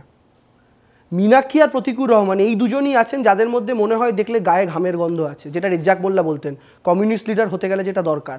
বাকি প্রত্যেকে আতেল, প্রত্যেকে এলিট, প্রত্যেকে শুটেড বুটেড, মানে আমি বলছি কমিউনিস্ট বলতে যেটা আমরা বুঝি এই ছাপটা আমি কিছুটা মীনাক্ষীর মধ্যে কিছুটা ওদের প্রতিকুর রহমানের মধ্যে দেখতে পাই। অনেকে বলছে যে মীনাক্ষী যদি না আটকে দিতেন তাহলে এতদূর ঘটনা গড়াতই না। মানে মীনাক্ষী কি দেহটা আবিষ্কার করেছিল হাসপাতাল থেকে? অনেকে বলছেন আটকে দিয়েছিল, অনেকে অনেক কিছু বলছে। আমি আবার বলছি সিপিএম হচ্ছে ভুয়ো খবর ছড়াতে এক্সপার্ট। সিপিএম এর মতো মানে মিথ্যা প্রোপাগান্ডা খুব কম রাজনৈতিক দল করতে পারে। এরাই স্টিফেন হাউস বিল্ডিং এর মালিক আমাদের এক প্রাক্তন মুখ্যমন্ত্রীকে বানিয়ে দিয়েছিল, যিনি মারা যাওয়ার পর দেখা গেছিল তার ব্যাংক অ্যাকাউন্টে 5,000 টাকা পর্যন্ত নেই, তার দেহটা সৎকার করার জন্য কংগ্রেসকে পকেট থেকে পয়সা দিতে হয়েছিল। তবে আমরা তো বিরোধী নেত্রী মমতা বন্দ্যোপাধ্যায়কে দেখেছি, আমি তার সঙ্গে কারোর তুলনা করব না বা তুলনা করাটা সমীচীন হবে না, কিন্তু অনেকে কিন্তু দেখতে পাচ্ছে একজন বিরোধী নেত্রী হিসেবে মীনাক্ষী উঠে আসছেন। আমি দেখি না। আমি আবার বলছি সিপিএমে এই মুহূর্তে যারা আছে তাদের মধ্যে হয়তো বেটার অ্যাসপেক্ট মীনাক্ষীর, কিন্তু রাজ্যের প্রেক্ষিতে বিরোধী দলনেত্রী হিসাবে আমি মীনাক্ষীর খুব একটা জায়গা দেখি না, কারণ সিপিএম নিজেরাই মীনাক্ষীকে খুব একটা উঠতে দেবে না। যেমন দেবাংশু কেউ দেয় না। না আমাকে তো দেয় না, দেবাংশু আমাকে তো দেয় না। আমি তো বলছি আমার মা বাবা পিসি মাসি কাকু জেঠু কেউ রাজনীতি করে না, তারপরেও আমাকে তমলুকের মতো একটা সিট থেকে লোকসভা নির্বাচনের মতো একটা 28 বছরের ছেলেকে পার্টি ক্যান্ডিডেট করে। না, বাবা বা পিসি রাজনীতি না করা সত্ত্বেও তুমি যতদূর পৌঁছেছ, বাবা বা পিসি থাকলেও অনেকে তো সেই জায়গায় পৌঁছাচ্ছে না। আমি তো ওটাই বলছি, তাহলে আমার জায়গাটা আপনি ভাবুন। অভিষেক একটা স্বাভাবিক ছেলে একটা সাধারণ ছেলেকে অভিষেক বন্দ্যোপাধ্যায়ের ক্ষেত্রে অন্তরায় কি হচ্ছে? এটা কি পক্ষকেশরা কি বোঝাচ্ছেন দিদিকে? দেখুন আমি বলতে পারবো না, আমি আবার বলছি আমি দলের মুখপাত্র এবং আমি আইটি সেলটা দেখি। আমি খুব ছোট দলের একজন সৈনিক, ফলে বড় নেতাদের পাকা চুল কাঁচা চুল কে কাকে কি বোঝাচ্ছে আমি ওই ব্যাপারে নেই, আমি তাদের ঘরেই ঢুকি না, ফলে তাদের ঘরের আলোচনা আমি আপনাকে সত্যি বলতে পারবো না ঋতব্রতদা। আপনি আমাকে আরজিকর নিয়ে যদি প্রশ্ন করেন, আপনি আমাকে সরকারের স্ট্যান্ড নিয়ে যদি প্রশ্ন করেন, আমি আপনাকে উত্তর দিতে পারবো, কিন্তু আমি সত্যি দলের কে কাকে কি বোঝাচ্ছে বলতে পারবো না। এইটুকু শুধু সরল মনে বলতে পারি যে আমরা চাই দিদি মুখ্যমন্ত্রী হিসাবে যতদিন জীবিত থাকবেন তিনি সুস্থ থাকবেন, তিনি মুখ্যমন্ত্রী থাকুন এবং অভিষেক বন্দ্যোপাধ্যায় দলের হালটা শক্ত করে ধরুন। এইটুকু একজন কর্মী হিসাবে আমার চাওয়া, এর বাইরে আমি বড়দের কথা কিছু বলতে পারবো না। Gauridevi Institute of Medical Sciences and Hospital, GT Road, Rajpath, Durgapur. Best place to study. For contact us, call 7797662222 97756962237. না, আপনি সামাজিক মাধ্যমে বলছেন, এখানেও আপনাকে বলতে শুনলাম যে অনেক ধৈর্য দেখিয়েছেন মুখ্যমন্ত্রী। তো আমরা প্রথম দিন থেকে যদি দেখার চেষ্টা করি, প্রথমে সন্দীপ ঘোষকে ওই 5 ঘন্টার মধ্যে, এটা আপনি বললেন একটা আমলার কোনো হাত থাকতে পারে। তারপর 14 তারিখ যেটা মুখ্যমন্ত্রী বলেছেন যে এই রাত দখলে আমারও সমর্থন রয়েছে, কিন্তু তাকে আমরা দেখিনি রাস্তায় নামতে, বরঞ্চ তারপরে আমরা দেখলাম তারা পৃথক একটা মিছিল করলো। পরবর্তীতে 29 তারিখে টিএমসিপির যে মঞ্চ, সেখানে তিনি বললেন, একটা হুমকির সুরেই তার একটা কথা শোনা গেল যে এবার কাজে যোগ দিন, না হলে হয়তো ব্যবস্থা নিতে পারি। পরবর্তীতে কিছুদিন আগে একটা সাংবাদিক সম্মেলনে তিনি বললেন যে 1 মাস হয়ে গেছে, এবার আপনারা আসুন, পুজোতে ফিরুন, উৎসবে ফিরুন। এই সমস্ত পুরো যদি টাইমলাইনটা দেখি, এখানে কি আমরা ধৈর্যটা যদি বলি, ধৈর্যটা তাহলে মুখ্যমন্ত্রী কোথায় দেখিয়েছেন? এদেরকে কিছু করবে না সেই ধৈর্যটা কি দেখিয়েছেন, নাকি যারা এই ঘটনায় যুক্ত তাদেরকে আড়াল করতেই বেশি ধৈর্য দেখিয়েছেন বলে মনে হয়? আমি যেটা বলছি সেটা হচ্ছে মমতা বন্দ্যোপাধ্যায় তো একা ভারতের মুখ্যমন্ত্রী নন এবং প্রথম পশ্চিমবঙ্গের মুখ্যমন্ত্রী নন, তার আগেও অনেকে ছিলেন এবং ভারতবর্ষে প্রচুর আছে। সেই সমস্ত মুখ্যমন্ত্রীদের ক্ষেত্রে এই জুনিয়র ডাক্তারদের ইস্যুতে যা স্ট্যান্ড আমরা দেখেছি এবং মমতা বন্দ্যোপাধ্যায়ের যা স্ট্যান্ড আমরা দেখছি, সেক্ষেত্রে আমরা বলতে পারি যে মমতা বন্দ্যোপাধ্যায় অনেক ধৈর্য দেখিয়েছেন। তিনি যোগীর মতো এসমা লাগু করেননি, জ্যোতি বসুর মতো পিটিয়ে তুলে দেননি। তিনি মানে একজন মা ঠিক যেভাবে স্নেহের চোখে দেখেন তার সন্তানদের, ঠিক তিনি সেই চোখেই ডাক্তারদেরকে দেখেছেন, ঠিক একজন রাজ্যের গার্জেনের মতো। আমি আবার আপনাকে বলছি, মুখ্যমন্ত্রী কিন্তু 2 ঘন্টা করে 3 দিন 6 ঘন্টা ওয়েট করেছেন, ফাঁকা চেয়ার টেবিল নিয়ে বসেছিলেন। ডাক্তারদের তরফ থেকে প্রথম দাবি ছিল চিঠি পাঠানোর পর স্যার ম্যাডাম কেন উল্লেখ নেই, দ্বিতীয় দাবি ছিল 10 জনে হবে না, তৃতীয় দাবি ছিল মুখ্যমন্ত্রীকে রাখতে হবে, চতুর্থ দাবি ছিল ভিডিও রেকর্ডিং করতে হবে। প্রথম তিনটে দাবি কিন্তু সরকার মেনে নিল। তো যদি তিনটে দাবি সরকার মেনে নেয়, সরকার যদি 3 ধাপ এগোতে পারে, এই গোটা ব্যাপারটা কেন চাইছে সরকার স্থিতাবস্থা ফিরে আসুক? তার চাওয়ার একমাত্র মূল কারণ সাধারণ মানুষগুলো মরছে। আজকে আমার বাবা মা যদি অসুস্থ হয়, আমার বাড়ির কেউ অসুস্থ হয়, আমি প্রাইভেট নার্সিংহোমে চিকিৎসা করাতে পারবো না, আমার সেই ফাইন্যান্সিয়াল ক্যাপাসিটি নেই, আমাকে সরকারি হাসপাতালে চিকিৎসা করাতে হবে। তা আমার আজকে তো আতঙ্ক যে আমি ভগবানকে রোজ বলছি, ভগবান এই পরিস্থিতিতে যেন আমার বাড়িতে কেউ অসুস্থ না হয়, তাহলে আমি কী করব? আমি পিজি থেকে শুরু করে এনআরএস থেকে মেডিকেল থেকে শুরু করে আরজি করে আমি কোথাও গিয়ে তো ট্রিটমেন্ট পাবো না। দেবাংশু, শুধুমাত্র তৃণমূল মুখপাত্র হিসেবে এতক্ষণ প্রশ্ন করলাম, কিন্তু একটা রাজনৈতিক বিশ্লেষকও তুমি। আমার মনে আছে একটা বাচ্চা ছেলে অবাক করে দিয়েছিল, সবাই বলছে তৃণমূল হারবে, সে বলছে তৃণমূল এতগুলো সিট পাবে। সেটা তুমি সেই সময় আরও বাচ্চা, আরও ছোট। তা আমার প্রশ্নটা হচ্ছে, কোথায় গিয়ে পৌঁছালো মমতা বন্দ্যোপাধ্যায়ের সরকার যে একের পর এক সরকারের কোট আনকোট ট্রাস্টেড আমলাদের সরিয়ে দিতে হচ্ছে, একের পর এক ক্ষেত্রে সরকারকে ঢোক গিলতে হচ্ছে। সেক্ষেত্রে দাঁড়িয়ে মমতা বন্দ্যোপাধ্যায়ের সরকার এইরকম নিদারুণ অবস্থায় বোধহয় আগে কখনো পড়েনি, যেখানে শুনতে হচ্ছে প্রথম প্রকাশ্যে মমতা বন্দ্যোপাধ্যায়ের পদত্যাগ চাইছে। খুব কঠিন সময়। দেখুন, বুলডোজার চালানো হচ্ছে, ঢোক গেলা তো বেটার, তাই না? গুলি চালানো হচ্ছে তো ঢোক গেলা বেটার, পিটিয়ে তুলে যাওয়ার চাইছে তো ঢোক গেলা বেটার। তা আপনি ঢোক গেলা বলতে কি বোঝাচ্ছেন আমি বুঝতে পারছি না, কিন্তু আমি মনে করি সরকার এখন অবধি যথেষ্ট মানবিক দৃষ্টিভঙ্গিতে সরকার চলছে, এবং সরকার এখন অবধি যা স্টেপ নিয়েছে আমি খুব গর্বিত। আমি এই কারণেই এই দলটাকে সমর্থন করি, আমি খুব গর্বিত সরকারের স্টেপ নিয়ে। এবং আমি আবার বলছি, প্রশাসনের তরফে 2-1টা ভুল ইনিশিয়ালি হয়েছে, সেই ভুলগুলোকে কেউ ডিফেন্ড করার চেষ্টা করছে না। 14 তারিখ রাতে পুলিশের অ্যাকশান নিতে না পারা ভুল, সন্দীপকে 5 ঘন্টার মধ্যে ট্রান্সফার করাটা ভুল, এবং এরকম 1-2টো ভুল হয়েছে। এবং হাসপাতাল প্রশাসনের তরফ থেকে ওই খুন আর মার্ডারের পরের দিনই রেনোভেশন করতে যাওয়া সেমিনার রুমের পাশের ঘরটা, ওটাও একটা বড় ভুল বলে আমি মনে করি। কিন্তু ভুল পাপ নয়, অন্যায় নয়, কারণ এগুলো কোনোটা প্রিপ্ল্যান্ড নয়, এগুলো কোনোটা ইন্টেনশনাল নয়। ফলে আমি বারবার বিশ্বাস করি, এবং এটা আজ না হোক কাল আমার এই ভিডিওটা ইউটিউবে থাকবে। আমি সাধারণ মানুষ যারাই দেখছেন, আমার তাদের কাছে একটাই করজোরে অনুরোধ, আপনারা দয়া করে আবার 1 বছর পরে ঘুরে এসে এই ভিডিওটা দেখবেন। কে সত্যি বলছে কে মিথ্যা বলছে 1 বছর পরে আপনি 2025-এর সেপ্টেম্বর মাসে এসে যখন ভিডিওটা দেখবেন, আপনার কাছে এটা দুটো হতে পারে। এক, দেবাংশু, সত্যি এই গোটা ঘটনা যেভাবে রাজনৈতিকভাবে বা যেভাবে প্রচার করা হচ্ছে, সেটা হয়তো নয়, একটা নিছকই অপরাধ, এটা একটা হতে পারে। আরেকটাও হতে পারে, রাষ্ট্রের কোনো প্রতিষ্ঠান এই অপরাধ ঘটিয়েছে এবং তথ্য প্রমাণ এমনভাবে লোপাট করেছে, পোলেনিয়াম দিয়ে খুন করার মতোই কেউ কোনোদিনও প্রমাণ করতে পারবে না। দুটোর মধ্যে একটা হতে পারে। দেখুন, সারদা মামলায় আমাদের বিরুদ্ধে অভিযোগ উঠেছিল যে মমতা তৃণমূল কংগ্রেস সরকার যে সিট গঠন করেছিল, সেই সিট নাকি প্রমাণ লোপাটের কাজ করেছে 3-4 মাস ধরে। 3-4 মাস ধরে প্রমাণ লোপাটের কাজ করেছে। তারপর সিবিআইয়ের হাতে মামলাটা গেল। 3 মাস ধরে প্রমাণ লোপাট করার পরেও সিবিআই অ্যারেস্ট করলো মদন মিত্রকে, সিবিআই অ্যারেস্ট করলো আমাদের আরও রাজ্যসভার সাংসদ তখন থেকে সৃঞ্জয়, আরও অনেকে অ্যারেস্ট হয়েছিলেন।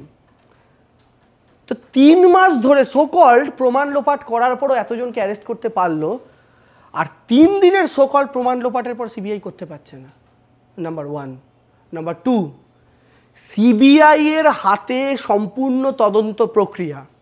কেউ যদি প্রমাণ লোপাট করে থাকে, তাহলে সেই প্রমাণ কারা লোপাট করলো এটাও খুঁজে বার করার দায়িত্ব সিবিআইয়ের।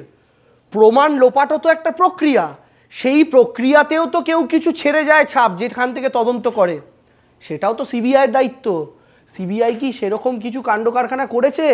আজ অবধি সামান্য ভাঙচুরটা যারা করলো তাদেরকেই কি দিকে রেখে জিজ্ঞাসাবাদ করেছে?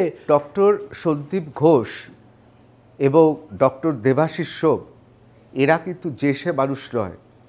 এদের আইকিউ এবং এদের পড়াশোনা এবং এদের চিকিৎসা শাস্ত্রে এদের দখল বিরাট। শুধু নয়, বলা হচ্ছে এশিয়ার যদি 100 জনের তালিকা হয় তার মধ্যে তারা আসতে পারে, তাদের মেধা। এটা কারা বলছেন? যারা বিখ্যাত ডাক্তার তারা বলছেন। সুতরাং তারা যখন তথ্য প্রমাণ লোপাট যদি তারা করে থাকেন, সেটা সিবিআই, কলকাতা পুলিশ পারবে। তো এত মেধা সম্পন্ন ব্যক্তিরা মিলে আরজি করের মধ্যেই মার্ডারটা করালো। আমি আবার তার কারণ বলছি, এটা হতে পারে বাইরে- আরজিকর অপরাধের ল্যাবরেটরি, আমি আবার বলছি দাদা, গিনিপিগ কাটা হয় ল্যাবরেটরি, এই ঘটনাটা কেউ ঘটলে- বাড়ি সাজানো বসার ঘরে তো গিনিপিগ কাটবে না। আমি আবার এটাই তো কথা, তাহলে কেন করলো? এই না, বসার ঘরে অবশ্যই, গিনিপিগ এটা কাটবে না, আপনি বলছেন laboratory, কেন হলো? এখানে তথ্য এবং প্রমাণ ঘটনাটা লোপাট করা ধর্ষণ যাবে। কেন যুক্ত হলো? এই ঘটনাটা ধর্ষণ কেন যুক্ত? প্রশ্ন যদি করলো- কাউকে চুপ হ্যাঁ। করানো আমার উদ্দেশ্য হয়, রেপটা কেন সেখানে অ্যাড হলো? এর উত্তর ওই দিয়েছে সেখানে অবশ্যই। মিডিয়া এর আগে এতগুলো খুন হয়েছে, আরজি করে খুন না, আত্মহত্যা বা মার্ডার যাই হোক না কেন, কিছু একটা হয়েছে, মানুষগুলোর প্রাণ গেছে। আমি এখানে আপনাকে 2003 একবার 2001 শোনাবো, একবার আপনাকে কটা ঘটনা শোনাবো। ঘটেছিল? কটা অবশ্যই আলোচনা হয়েছিল? আমি একবার আপনাকে শোনাবো ডক্টর সুবর্ণ গোস্বামী এক্ষেত্রে কি বলছেন। ফেক নিউজ পেডলার একজন, তিনি বলছেন, একজন ফেক নিউজ পেডলার তিনি বলছেন সুবর্ণ গোস্বামী আর ডক্টর নারায়ণ কি জানো না? ধর্ষণটা শুধুমাত্র মহিলা বলে হলো, হ্যাঁ, খুন হতোই, জেনে গিয়েছিল এমন তথ্য, ধর্ষণটা শুধুমাত্র মহিলা বলে হলো। মানে কেন যারা এটা করলো তারা প্ল্যানিং এর মধ্যে ধর্ষণটা অপরাধ কেন রাখলো? প্রবণতা, অপরাধ প্রবণতা। ধর্ষণটা রাখলো কেন যদি তাকে চুপ করানোই উদ্দেশ্য হবে? আমার তো বক্তব্য এটাই। এর আগে আরজি করে যারা এত মেধা সম্পন্ন তারা নিশ্চয়ই জানে যে আরজি করে এর আগেও দুটো এরকম ঘটনা ঘটে গেছে, যে ঘটনাগুলোই কিন্তু এত মিডিয়া হাইপ ওঠেনি। কেন ওঠেনি জানেন? কারণ ঘটনাগুলো নিছক প্রাণ যাওয়া ছিল, তাতে ধর্ষণের অ্যাঙ্গেলটা ছিল না। তারা যেচে কেন ধর্ষণের অ্যাঙ্গেলটা ঢুকিয়ে নিজের সর্বনাশ করতে চাইবেন? এটা খুব সহজ প্রশ্ন। আমি আবার বলছি, এই উত্তরটা সিবিআইকে দিতে হবে। আমি এটা কোথাও গিয়ে বলছি না সন্দীপ বা অন্য কেউ এতে জড়িত নয়। সন্দীপ একজন চোর, সন্দীপ একজন ডাকাত, ও যুক্ত থাকতেই পারে এই খুন মার্ডারের সাথেও, কিন্তু এগুলো খুঁজে বার করার দায়িত্ব সিবিআইয়ের। একজন সাধারণ মানুষ হিসাবে আমার মনে প্রশ্ন জেগেতে যে কেউ যদি খুন করে সে তার নিজের কর্মক্ষেত্রে কোনোদিন খুন করায় না, এটা আমার মনের প্রশ্ন। এর উত্তরে এই প্রশ্নটা আমার একার নয়, বাংলার বহু মানুষের মনে এই প্রশ্নটা আছে। কিন্তু পোস্টমর্টম রিপোর্টটাই তো বিশ্বাস করা যাচ্ছে না, ময়না তদন্ত রিপোর্টই তো বিশ্বাসযোগ্য নয়। সিবিআই কি বলেছে ময়নাতদন্ত রিপোর্ট বিশ্বাসযোগ্য না? শুনুন, সিবিআই কি বললো, কার সঙ্গে কার সেটিং হলো সেটা নয়, এটাই তো সাংবাদিক মুশকিল। হিসেবে আমরা এই ময়নাতদন্ত রিপোর্টে বিশ্বাস করছি এদিকে না। আপনারা বলবেন যে সুপ্রিম কোর্টের তত্ত্বাবধানে তদন্ত হচ্ছে, আবার এদিকে বলবেন সিবিআই তদন্ত কার সাথে কি সেটিং হয়ে গেল, এসব বললে কি হবে দাদা? দেবাংশু আবার তাহলে কাকে বিশ্বাস করবেন? দেবাংশু কাউকে বিশ্বাস Whom to করা যায় believe? না, সবাই তো দেবাংশু নয়। হুম টু বিলিভ? দেবাংশু বিজেপিতে যাবে না, আর দেবাংশু তো তদন্ত করবে না, তদন্ত সিবিআই। কিন্তু দেবাংশু থেকে বড় বড় নেতারা আজ বাদে কাল আবার চলে যেতে পারে, আমি আবার ফিরে আসতে পারে। ঋতব্রতদা, আমি আবার বলছি, আপনি যদি কারোর ওপরেই বিশ্বাস না করেন, কারোর উপর না, এই ময়নাতদন্তের উপর বিশ্বাস রাখবো কি করে ভাই? ময়নাতদন্তটা যে করেছে সে তার থেকে অনেক সিনিয়ররা ছিল, যেভাবে তাতে কি গেল সাত তাড়াতাড়ি মরদেহ পুড়িয়ে এই যে দেওয়া হলো। আপনি টিমের পেছনে দাঁড় করিয়ে রেখেছেন, আপনার ক্যামেরায় দেখাচ্ছে সব জুনিয়র, কিন্তু আপনি মনে করেন এরা প্রত্যেকে প্রশ্ন করার জন্য যথেষ্ট যোগ্য, তাই আপনি কন্ডাক্ট করলেও আপনি কিন্তু সমস্ত জুনিয়রকে আপনার সঙ্গে রেখেছেন। জানেন এরা যে প্রশ্নটা করবে আমার থেকে খারাপ প্রশ্ন কেউ করবে না, তাই তো আপনি পক্ষকেশ কাউকে রাখেন। আমি একজনের মাথায় পাকা চুল দেখছি না, কারোর যদি পেটের সমস্যা না থাকে। কিন্তু এখন বিষয়টা হচ্ছে ঋতব্রতদা, সেরকমভাবেই কাউকে জুনিয়র দেওয়া মানে সে অযোগ্য, এই ব্যাপারটা আপনারা প্লিজ আনবেন না। এবং 2 নম্বর কথা হচ্ছে, এই পোস্টমর্টেম রিপোর্টেই ধর্ষণের উল্লেখ করা হয়েছে, পেনিট্রেশনের উল্লেখ লেখা রয়েছে। যদি সরকারের লুকানোর হতো পোস্টমর্টেম রিপোর্টে ধর্ষণ আসতো না, আসতো না, আসতো না। সরকার কিছু লুকাতে চায়নি বলেই স্পষ্ট করে ধর্ষণের কথা পোস্টমর্টেম রিপোর্টে উল্লেখ আছে। তার মানে আপনি বলছেন অনেক ধর্ষণ হয়েছে, যে ধর্ষণগুলো রিপোর্টে আসেনি, যদি সরকার চেয়ে থাকে। না, আর যদি সরকার কিছু অসৎ উপায় অবলম্বন করতে চায় আপনার কথা অনুযায়ী, তাহলে সরকার যদি এটা চায় তাহলে ধর্ষণটা কেন প্রকাশ্যে আসবে? কিন্তু দেবাংশু একটা কথা আমি সমস্ত কিছুর বাইরে গিয়ে বলবো, এই তৃণমূল কংগ্রেসের আমলে এই আরজি কর, শিক্ষা থেকে শুরু করে চিকিৎসা থেকে শুরু করে কয়লা থেকে শুরু করে গরু থেকে শুরু করে সব জায়গায় এত দুর্নীতি। কোনটা প্রুভড? একটা বলুন প্রমাণিত। দুর্নীতির অভিযোগ তো আছে। হ্যাঁ, প্রমাণিত একটা বলুন। আছে তো, অভিযোগ তো থাকলে তাহলে কোন আদর্শ নিয়ে দেবাংশু রাজনীতি কালকে করছে? দেবাংশুর দিকেও দেবাংশুর প্রমাণ করতে পারে, কি আদর্শটা করা কি? যাবে? তৃণমূল কংগ্রেস, সিপিএম, বিজেপি, কংগ্রেস কে কবে থাকছে না থাকছে, দেবাংশু তো এখন বহুদিন লড়ে যাবে, এখন সবে 26 বছর বয়স, 28, যাই হোক ওই 28, তা অনেক দিন লড়বে। দেবাংশু কি মানে কি মতাদর্শ নিয়ে, কি আদর্শ নিয়ে রাজনীতিটা করছে? না, আমি আবার বলছি, মমতা বন্দ্যোপাধ্যায় আমাদের দলের নেত্রী, এবং তৃণমূল কংগ্রেসের আদর্শ হচ্ছে, আমরা বারবার মমতা বন্দ্যোপাধ্যায় যে কথা বলেন যে আমরা of the people, by the people, for the people, মানুষের জন্য আমাদের কাজ। আজও সাধারণ মানুষের বিরুদ্ধে যেতে পারে এরকম কোনো সিদ্ধান্ত আমরা নিইনি, সাধারণ মানুষের পেটে লাথি পড়ে এরকম কোনো কাজ আমরা করিনি, আমরা ট্যাক্স বাড়াইনি, কর বাড়াইনি, বরং মানুষকে কিছু দিয়ে মানুষের সহযোগিতা করতে চাইছি, এটাই আদর্শ। আর অনেকে বলেন বামেদের একটা আদর্শ আছে, বিজেপির একটা আদর্শ আছে, তৃণমূল কংগ্রেসের আদর্শ কি? তৃণমূল কংগ্রেস হচ্ছে একটা ওপেন স্টেজ, যে স্টেজে একটা মহামিলনের জায়গা, যেখানে সমাজের সব স্তরের মানুষ, ফিল্ম স্টারও আসছে, গায়কও আসছে, নায়কও আসছে, ফুটবলারও আসছে, সায়েন্টিস্টও আসছে, শিক্ষাবিদও আসছে, বুদ্ধিজীবীও আসছে, চিত্রশিল্পীও আসছে, দেবাংশুর মতো ছোটোখাটো ছেলেরাও আসছে, প্রাক্তন সাংবাদিকরাও আসছে। সমস্ত জায়গার মানুষের একটা সম্মিলিত হওয়ার জায়গা হচ্ছে তৃণমূল কংগ্রেস, যারা সবাই মিলে এক জায়গাতে এসে রাজ্যটাকে চালানোর জন্য বা রাজ্যটাকে একটা পজিটিভ দিকে এগিয়ে নিয়ে যাওয়ার জন্য প্রতিজ্ঞাবদ্ধ হয়েছে। এটা তৃণমূল কংগ্রেসের মঞ্চ। আমি গর্বিত আমি এই দলটা করি। আমি আবার বলছি, আমি যে মমতা বন্দ্যোপাধ্যায় প্রতি মুহূর্তে আমাকে এটা টের পাইয়ে দেন যে কেন আমার গর্বিত হওয়া উচিত আমি এই দলটা করি, কেন আমার গর্বিত হওয়া উচিত আমি তৃণমূল কংগ্রেস করি। শুধু জুনিয়র ডাক্তারদের ইস্যু নিয়েই মমতা বন্দ্যোপাধ্যায় আমাকে সেটা বুঝিয়ে দিয়েছেন। 2 ঘন্টা করে 6 দিন অপেক্ষা করার পর তিনি তার প্রতিবেশী যোগীর মতোও করেননি, তিনি তার পূর্বসূরি জ্যোতি বসুর মতোও কাজ করেননি, তিনি মমতা বন্দ্যোপাধ্যায় সুলভ কাজই করেছেন। আবার শেষ প্রশ্ন করেও কি মনে হচ্ছে যে এই যে অবস্থাটা তৈরি হয়েছে, একটা বিরাট পরিবর্তন অনেকে মনে করছেন বাংলাদেশের মতো এই পশ্চিম বাংলায় হতে পারে? রেকর্ডিংটা ভালো মতো হচ্ছে আশা করি। 2026-এ খুব ব্যস্ত থাকবেন রেজাল্টের দিন, তো মানে একের পর এক কিন্তু বুদ্ধিজীবীরা সরে যাচ্ছে এখন। কে সরল? কে? মমতা বন্দ্যোপাধ্যায় বুদ্ধিজীবীদের জোরে ক্ষমতায় আসেননি, মমতা বন্দ্যোপাধ্যায়কে বুদ্ধিজীবীরা ক্ষমতা থেকে সরাতে। কিন্তু মমতা বন্দ্যোপাধ্যায় যখন পরিবর্তন চেয়েছিলেন, এই পরিবর্তনের মুখগুলোই কিন্তু ছিল গুরুত্বপূর্ণ। একদম। কিন্তু মমতা বন্দ্যোপাধ্যায় যদি সিঙ্গুরে অনশন না করতেন, নন্দীগ্রামে গিয়ে বুক পেতে না দিতেন, এই পরিবর্তনটা হতো না। যাই হোক, আমি যেটা বলতে চাইছি, রেকর্ডিং হচ্ছে, রেখে দিন। 2026 আর 1.5 বছর বাকি।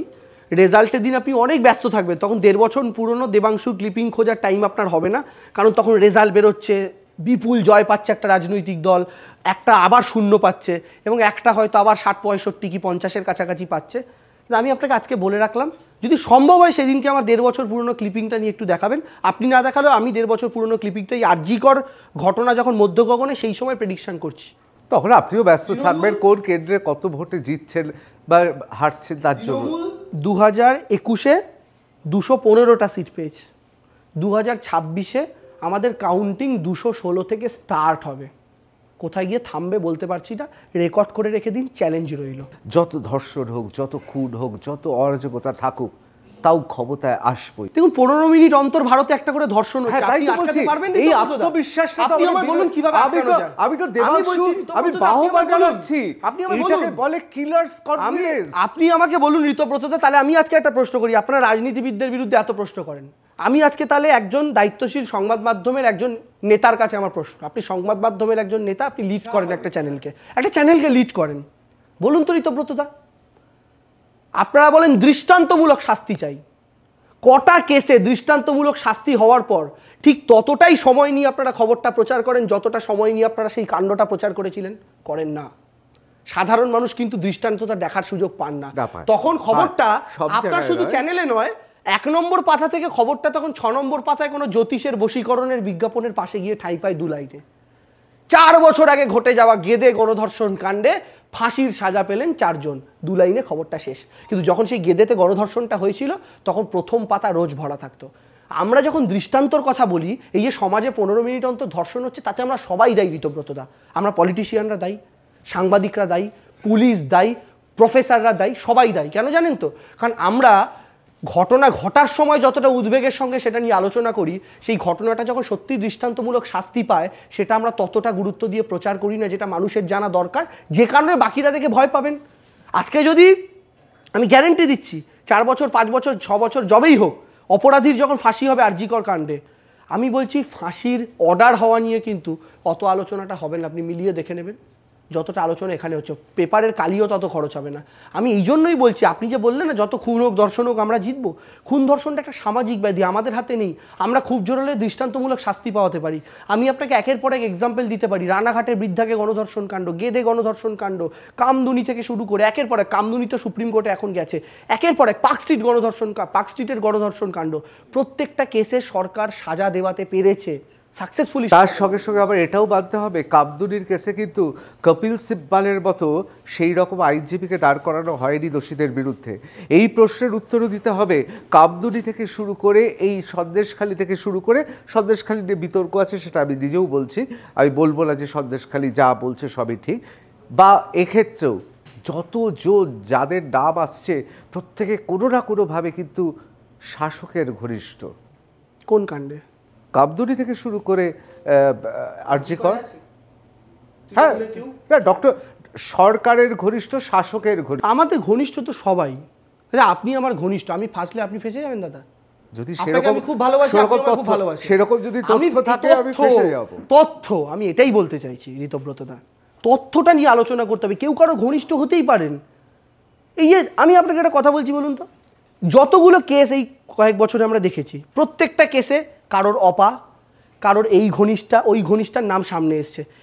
এই অপার কেসটা আমি বাদ দিচ্ছি, বাদ বাকি কেসগুলোতেই ফাইনালি কজন ঘনিষ্ঠ এবং ঘনিষ্ঠা সিবিআই বা তদন্তকারীদের র্যাডারে এসছে বলুন তো। আমি বারবার বলছি কিছু জিনিস আমরা আলোচনার জন্য আনি, পরবর্তীকালে সেগুলোর কোনো গুরুত্ব থাকে না, পরবর্তীকালে সেগুলোর কোনো জায়গা থাকে না। এটাও হতে পারে সেটিং হয়ে গেল, সমীকরণ হয়ে গেল, তদন্তকারী অফিসাররাও সন্দেহের ঊর্ধ্বে নয়, আপনিও জানেন। অবশ্যই নয়, আপনি এই সব ক্ষেত্রেই বলতে পারেন সেটিং হয়ে গেল। অবশ্যই তাহলে হতে পারে। সিবিআই, যদি আপনার কথাটা ঠিক হয়, তাহলে সিবিআই তদন্ত হওয়ার পরই সিপিএম আর বিজেপির হাত পা তুলে নৃত্য করা উচিত না? অবশ্যই কাউন্টার এজেন্সি সিপিএম লক্ষ্য রাখতে হবে যে তদন্ত। শুনুন, এই মুহূর্তে এটুকুর বেশি বলা যাবে না। আমাদের দেশে দুর্নীতিতে আমরা যেদিকে রয়েছি, বিভিন্ন শীর্ষ পদেও বিভিন্ন ধরনের সেটিং চলছে। সুতরাং আমাদের সজাগ থাকতে হবে। আমি দেবাংশু পরিশেষে একটাই কথা বলবো, যে কোথাও কি মনে হচ্ছে যে এত অন্ধকারের মধ্যেও একটা আলো দেখা যাচ্ছে? সেই আলোটা আমি দেখতে পাচ্ছি যে ঋতব্রতদা দেখে নিয়েছে কাদের মধ্যে সেটিং হয়েছে। না না, সেটা না, এটাই একটা সেটা আলো। পুরোটা দেখতে পাইনি। আপনার চোখের যদি বিরাট ঋতব্রতদা, নালে আপনি কোন শীর্ষ পদে কার সাথে সেটিং হচ্ছে এটা আপনি দেখে ফেলতে পারেন। হ্যাঁ, আপনি কি অস্বীকার করতে পারেন শেখ হাসিনাকে বাংলাদেশ ছেড়ে পালিয়ে এসে ভারতে আশ্রয় নিতে হচ্ছে? কিসের জন্যে? নির্বাচনে জিতেছেন, কিন্তু তৃণমূল যেরকম নির্বাচনে বাংলাদেশে যেতে যেরকম, মানে যে পদ্ধতিতে বলিনি, যে রকম রেজাল্ট থাকে, স্কোরবোর্ড থাকে, ঠিক সেই রকম স্কোরবোর্ডে বাংলাদেশে জিতেছে। তারপরেও তো তাকে নির্বাচনে জেতার পরেও তো পালিয়ে বাঁচতে হলো 6 মাসের মধ্যে, 7 মাসের মধ্যে। ঠিক সেই রকমভাবে কোথাও কি মনে হয় কেন্দ্রের শাসক নরেন্দ্র মোদী তিনি কখনো চাইবেন শুধু হেঁটে মানুষ আরেকটা সরকার ফেলে দিন? যদি পশ্চিমবঙ্গ সরকার মানুষ যদি হেঁটে ফেলে দিতে পারে মমতা বন্দ্যোপাধ্যায় সরকার, তাহলে নরেন্দ্র মোদীও জানেন যে আজ বাদে কাল ওই উত্তরপ্রদেশ, হরিয়ানা, পাঞ্জাব, পশ্চিমবঙ্গ, ঝাড়খণ্ড থেকে যদি কয়েক লাখ লোক হাঁটতে শুরু করে, তাহলে তারও সিংহাসন টলমল করবে। সুতরাং শীর্ষ পদে শাসকের শ্রেণী, তারা যে শ্রেণীতে রয়েছেন, এই শ্রেণীটা সিপিএমের কথা নয়, এটা মার্কসের কথা, শ্রেণী রয়েছে, নিজের শ্রেণী স্বার্থ বজায় রাখতে শাসকেও তো সমঝোতা হতে পারে। এবার আমি একটা প্রশ্ন করছি আপনাকে, যে ভয়টা নরেন্দ্র মোদী পাবেন উত্তরপ্রদেশ, হরিয়ানা নিয়ে, সেই ভয়টা প্রকাশ কারাট পাবেন না কেরালা নিয়ে? কেরালার মুখ্যমন্ত্রী পিনারাই বিজয়নেরও তো তাহলে একই ভয় হতে পারে, তাহলে তো সিপিএম মাঠে থাকতো না, আমি বলছি এগুলো বলে, এগুলো কোনো জায়গা নয়। সন্দেহ যে কেউ আমি করতে পারি, সন্দেহ আমি আমার চতুর্দিকে সবাইকে রোজ প্রতি মিনিটে সন্দেহ করতে পারি একবার করে, ঠিক আছে? মানে আমি আমার বাড়িতেও ঢোকার পরও সন্দেহ করতে পারি, আমার মাথাতে ফ্যানটা খুলে আমার মাথায় পড়তে পারে। আমি যদি সন্দেহ করে থাকি তাহলে বেঁচে থাকতে পারবো না। তদন্তটা সিবিআই করুক, দোষীদের শাস্তি দিক, এবং প্রকৃত অর্থে যারা দোষী তাদেরকে শাস্তি দিক, গিমিক কম করুক, টাইম কম নিক, বিজেপি সিপিএমকে রাজনীতি করার সুযোগ কম করে দিক, এবং বাংলার প্রথম সারির কিছু সংবাদ মাধ্যম তারা এই ঘটনাটা নিয়ে রাজ্য সরকারকে অপদস্থ করা এবং সরকারকে ব্যতিব্যস্ত করার জন্য যেভাবে মিথ্যা খবরেরও পারলে প্রচার করে দেন এবং সেরকম কিছু লোককে প্রমোট করে বেড়াচ্ছেন, তারা যেন সেই জিনিসটাও না করেন, এটা আপনার থ্রুতে আমার তাদের কাছে অনুরোধ থাকে। অবশ্যই। তারপরে এই প্রথম সরকার এত বড় একটা বেকায়দায় পড়লো। না, বেকায়দায় মনে করি না। তাই এইরকম ব্লো বা ধাক্কা আগে তো আসেনি গত কয়েক বছর। দেখুন, ধাক্কা কি দিয়ে মাপে আমি জানি না, কিলোয় মাপে না লিটারে মাপে আমি আপনাকে বলতে পারবো না, কিন্তু আমি এইটুকু বলতে পারছি পারসেপশানে মনে হচ্ছে যে সরকার বোধহয় বেকায়দায় পড়েছে ইত্যাদি ইত্যাদি, বাট গ্রাউন্ডে সেটা নয়। Gauridevi Institute of Medical Sciences and Hospital, GT Road, Rajpath, Durgapur. Best place to study. For contact us, call 7797662222, 9775696237. 14ই August থেকেই প্রশ্ন করছি, এবং সেদিনটা আপনি একটু আগেই কথাটা বললেন যে ডিওয়াইএফআইয়ের ফ্ল্যাগ দেখা গেছিলো। 14ই আগস্ট ডিওয়াইএফআইয়ের ফ্ল্যাগ, এবং একটা বড় ম্যাসাকার ঘটলো সেই জায়গাটাতে। তারপর সেক্ষেত্রে এলো মোহনবাগান ইস্ট বেঙ্গলের ম্যাচ, সেদিনে একটা অডিও ভাইরাল হলো, পুলিশ বলল সেক্ষেত্রে কোনো কিছু করা যাবে না। 27শে আগস্ট নবান্ন অভিযান, সেই দিনও একটা পুলিশের তার আগের দিন পার করলো যে একটা বিক্ষোভ হতে পারে, সেটা নিয়েও করা যাবে না। রিসেন্টলি এর মধ্যেই আরেকটা অডিও ভাইরাল হয়েছে, সেটা হচ্ছে যে আপনার ডাক্তারদের উপর হামলার, তো এইগুলো বামেরা বা কিছুক্ষণ আগে আপনি বলেন ডিওয়াইএফআই ফ্ল্যাগ ওরা ওইখানে হামলা চালিয়েছে, হতে পারে ভাই, বা এরা কি এতটাই বোকা যে তারা তাদের নিজস্ব জিনিসপত্র ভাইরাল করে দিচ্ছে সোশ্যাল মিডিয়াতে? এবার আমি আপনাকে একটা কথা বলছি, ডিওয়াইএফআই এর পতাকা যে সেদিনকে দেখা গেছিল, এবং আমি যে মেন কথাটা বললাম আপনাকে এটার উত্তরটা এটা দিয়ে দিলে সুবিধা হবে।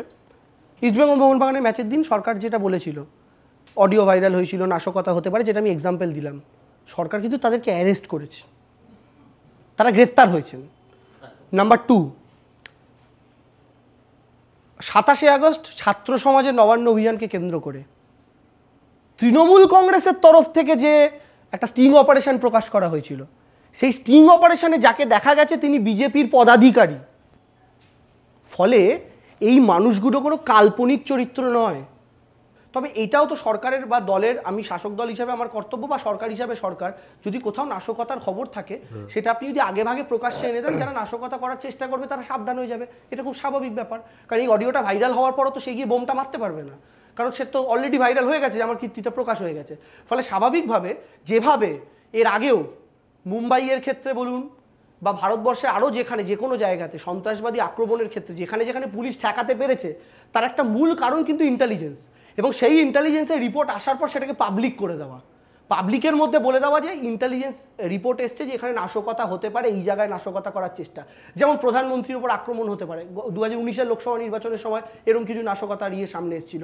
তো এগুলো প্রকাশ্যে আনা হয় যে কারণে তারা যেন সাবধান হয়ে যান। সেই কারণে ব্যক্তিগতভাবে আমরা সবাই চাই দোষীরা শাস্তি পাক, কিন্তু কোনটা মাস্টার স্ট্রোক ছিল? রদ্দুর রায় একটা অসাধারণ কথা বলছিলেন, ওনার অনেক কথার মধ্যে এই কথাটা অনেকের বেশ মন ছুঁয়ে গেছে। কে বলছিলেন? রদ্দুর রায়। রদ্দুর রায়, আচ্ছা। তিনি বলছেন একটা কোথায় আপনি যখন চেঁচাচ্ছেন শাসকের কালো হাত ভেঙে দাও গুড়িয়ে দাও, হঠাৎ পাশ ফিরে দেখলেন শাসকও আপনার পাশে এসে দাঁড়াচ্ছেন, কালো হাত ভেঙে দাও গুড়িয়ে দাও। কোথাও কি তৃণমূল কংগ্রেসের এই গোটা ঘটনাতে তাদের যে এই ইনসাফ চাওয়া, বিচার চাওয়া, কোথাও কি মনে হচ্ছে যে পুরো বিষয়টাকে একটা হাস্যকর জায়গায় পৌঁছে দিয়েছে? আমাদের সমাজ কোন দিকে যাবে আমি বলতে পারছি না, তবে এই মুহূর্তে যে খুব ভালো জায়গায় নেই সেটার প্রমাণ হচ্ছে ঋতব্রত তার মতো একজন জার্নালিস্ট, প্রণম্য জার্নালিস্ট, তাকে রদ্দুর রায়ের বক্তব্য কোট করতে হচ্ছে।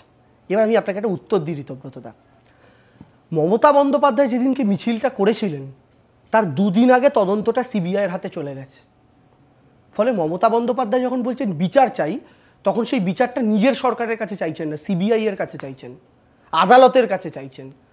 ফলে এটা যারা বলছেন নিজের বিরুদ্ধে, এই যে ফেসবুকে সিপিএম ছড়িয়ে দিয়েছিল যে স্বাস্থ্যমন্ত্রী মুখ্যমন্ত্রীর বিরুদ্ধে বলছে বিচার চাই, মুখ্যমন্ত্রী স্বরাষ্ট্রমন্ত্রীর বিরুদ্ধে বলছেন বিচার চাই, ব্যাপারটা এরকম নয়। তার 2 দিন আগে সিবিআইয়ের হাতে তদন্তভার চলে গেছে, তাই সিবিআইয়ের কাছে বিচার চাওয়ার জন্যই মিছিল। কেন হবে না? সিবিআইয়ের কাছেই তো আমরা বিচার চাইবো। এই মুহূর্তে আর কার কাছে আপনি বিচার চাইতে পারেন? আপনি বলুন, স্টেট গভর্নমেন্টের কোনো স্টেক আছে আর এই তদন্তে? নেই তো।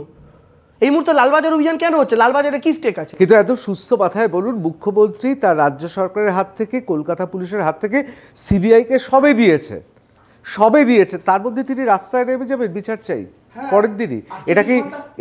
এটা কি স্নায়ুযুদ্ধ?